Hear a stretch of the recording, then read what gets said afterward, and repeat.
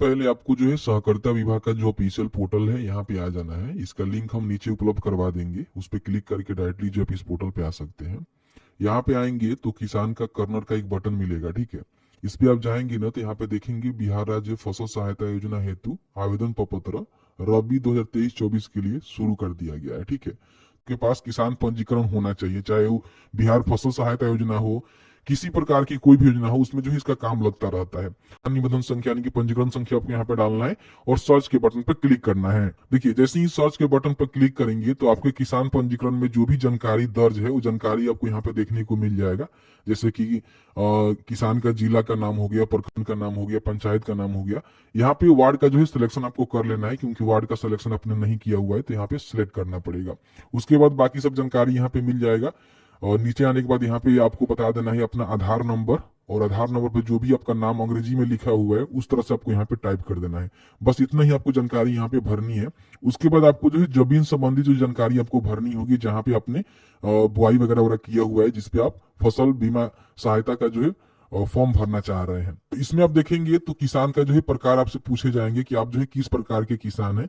इसमें जो है 3 प्रकार का जो है ऑप्शन आपको देखने को मिलेगा। अगर आपका खुद का जमीन है तो रैयत कृषक आप हो जाएंगे, खुद का नहीं है किसी का लेकर आप जो है खेती बाड़ी करते हैं जमीन, तो गैर रैयत में चले जाएंगे।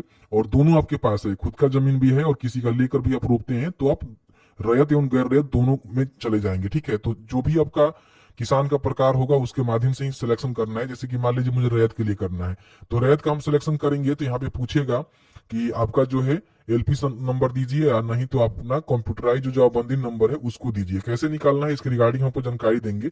उसके बाद यहाँ पे हम बात कर लेते हैं कि अगर आप गैर रैयत का सिलेक्शन करेंगे ना तो इसमें जमीन का केवल खाता खेसरा नंबर, थाना नंबर, डिसमिल ही आपको देना होगा। बाकी कोई भी जानकारी आपको एलपीसी हो गया, जवाबबंदी नंबर हो गया, नहीं देना पड़ेगा, ठीक है। तो ध्यान रखिएगा। दोनों के लिए आवेदन करेंगे तो यहाँ पे देखेंगे तो आपको जो है 2 ऑप्शन यहाँ पे मिलेगा। सबसे पहले तो रैयत भूमि मिलेगा, तो इसमें अपना जो भी जमीन का जवाबबंदी नंबर है फिर एलपीसी नंबर है उसकी जानकारी भरकर आप यहाँ पे जमीन का जो ब्यूरो है उसको जोड़ सकते हैं, जो कि आपको आगे बताने वाले हैं। और गैर रैयत भूमि के लिए सिलेक्ट करेंगे तो इसमें केवल खाता, खेसरा, थाना और रकबा डालकर आप यहाँ पे जमीन का जो ब्यूरो है उसको जोड़ सकते हैं। तो जिस प्रकार का आपका कंडीशन होगा उस प्रकार से अपने फॉर्म को भरिएगा, ठीक है। तो चलिए हम रैयत कृषि का ले लेते हैं। तो यहाँ पे हम इसको सिलेक्ट करेंगे तो यहाँ पे रैयत भूमि आपको देखने को मिलेगा। उसके बाद कंप्यूटराइज जवाबबंदी और संख्या आपके पास है तो वो डाल सकते हैं। अगर आपने एलपीसी बनवाया हुआ है तो एलपीसी का सिलेक्शन करेंगे तो एलपीसी नंबर, जिला, अपना प्रखंड और वित्तीय वर्ष बता देंगे कि आपने जो है कब एलपीसी बनवाया हुआ है, तो उसकी जानकारी आप यहाँ पे डालकर जमीन का जो ब्यूरो है उसको ऐड कर सकते हैं। लेकिन काफी सारे किसान के पास जो है एलपीसी नहीं होता है, तो उस कंडीशन में अपना जो जवाबबंदी नंबर है उसको भी आप दे सकते हैं। अब आपका जवाबबंदी नंबर मिलेगा कहाँ, तो यहाँ पे नीचे देख सकते हैं कि आपको जो है लिंक दिया गया है। इस पे आप क्लिक करेंगे तो बिहार भूमि का जो ऑफिशियल पोर्टल है वहां पे चले जाएंगे, ठीक है। यहाँ पे करना क्या है कि सबसे पहले अपना जहां भी जमीन है उसका जिला का सिलेक्शन करना है, फिर यहाँ पे उसका प्रखंड का यानी कि अंचल का, उसके बाद प्रोसीड के बटन पर क्लिक करेंगे, मौजा का सिलेक्शन कर लेंगे, ठीक है, जहां भी आपका मौजा है।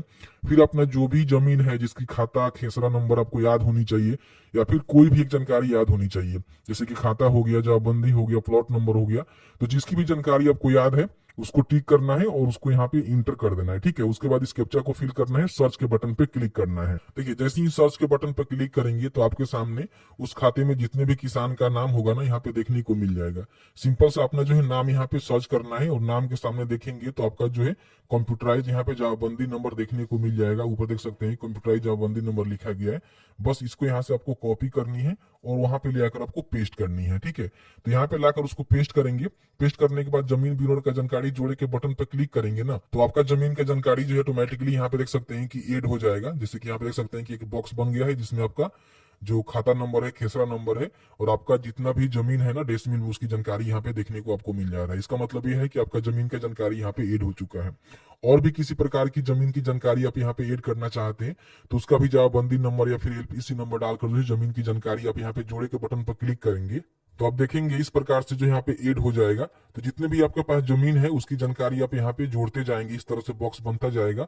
और उसके बाद आपको बतानी होगी कि आपने जो भी जमीन की जानकारी दिया हुआ है उसमें जो है कितनी गेहूं की आपने बुआई किया हुआ है और कितना जो है मक्का की बुआई किया हुआ है।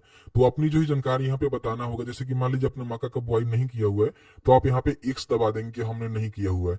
और गेहूं की बुआई जितने भी डिसमिल आपने किया हुआ है उसकी जानकारी यहाँ पे भर देंगे कि हाँ इतना डिसमिल में हमने गेहूं का बुआई किया हुआ है। इस प्रकार से जो भी जमीन की जानकारी आप यहाँ पे जोड़ेंगे, उसमें गेहूं और मक्का की जो रकबा है उसको जरूर बताएंगे कि हमने इतना जो है गेहूं और इतना मक्का की जो है बुआई किया हुआ है। तो इस प्रकार से आपको जानकारी डालनी है।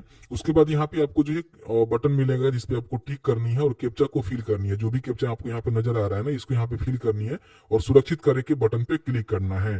देखिए, जैसे ही सुरक्षित करे के बटन पर क्लिक करेंगे तो आपके नंबर पे जो एक ओटीपी सेंड किया गया है, ओटीपी को यहाँ पे डालनी है और आपको जो है फाइनल सबमिट करनी है। फाइनल सबमिट करने के बाद कभी भी आप अपने एप्लीकेशन का जो प्रिंट आउट है वो लेना चाहते हैं तो यहाँ पे किसान कॉर्नर पे फिर आएंगे तो यहाँ पे जो एक ऑप्शन आपको मिलेगा कि प्रिंट आउट लेने के लिए दे सकते हैं कि यहाँ पे खरीफ के लिए आवेदन हो रहा था तो उसका जो है प्रिंट आप यहाँ पे ले सकते थे। तो इस प्रकार से यहाँ पे भी आपको रबी फसल का जो है प्रिंट करने का बटन मिलेगा जिसपे क्लिक करके अपना जो रेफरेंस नंबर है या फिर किसान रजिस्ट्रेशन नंबर है उसको डालकर अपना जो है प्रिंट आउट निकाल सकते हैं।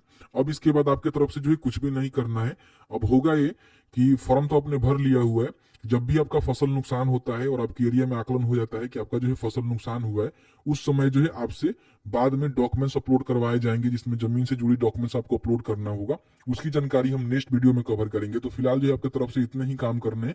फॉर्म को भर दीजिए और जब इसका डॉक्यूमेंट अपलोड करने की समय आएगा उस समय हम वीडियो बनाकर आपको जानकारी दे देंगे कि किस तरह से डॉक्यूमेंट को अपलोड करनी होती है और किस तरह से आपको सहायता राशि प्रदान की जाती है।